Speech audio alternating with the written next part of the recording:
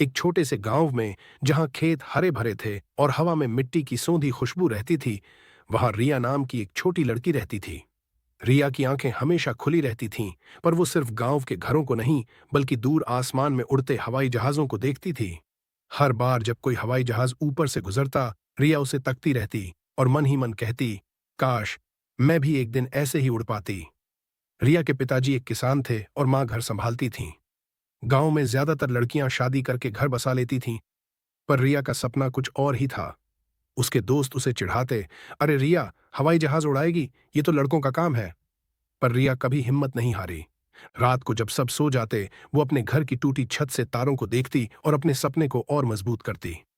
एक दिन गांव में एक सरकारी अधिकारी आए।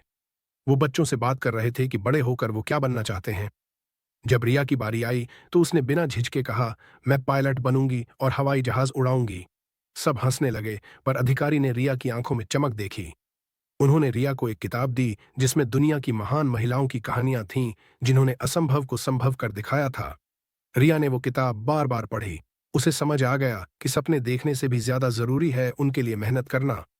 रिया ने अपनी पढ़ाई पर पूरा ध्यान दिया। उसने विज्ञान और गणित में खास रुचि ली, जो पायलट बनने के लिए जरूरी थे। उसके माता पिता ने भी उसे पूरा सहयोग दिया, हालांकि गांव के लोग उनका मजाक उड़ाते थे। कई साल बीत गए। रिया ने कड़ी मेहनत की और अपनी लगन से उसने अपनी पढ़ाई पूरी की। उसने पायलट ट्रेनिंग के लिए दाखिला लिया, जो बहुत मुश्किल था।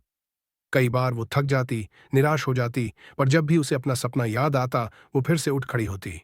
और फिर वो दिन आ ही गया। रिया ने अपना पहला हवाई जहाज उड़ाया। जब उसका जहाज आसमान में ऊंचाई पर पहुंचा, तो उसने गांव के छोटे छोटे घरों को देखा, अपने खेतों को देखा। उसकी आंखों से खुशी के आंसू बह निकले। वो आज सिर्फ एक लड़की नहीं थी, वो एक पायलट थी। गांव में जब ये खबर पहुंची तो सब हैरान रह गए। वही रिया जिसे सब चिढ़ाते थे, आज आसमान की रानी बन गई थी।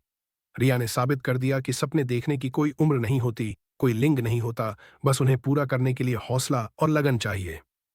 रिया की कहानी गांव के हर बच्चे के लिए प्रेरणा बन गई। उसकी उड़ान ने सिर्फ उसे ही नहीं, बल्कि पूरे गांव को यह सिखाया कि हौसलों की उड़ान सबसे ऊंची होती है।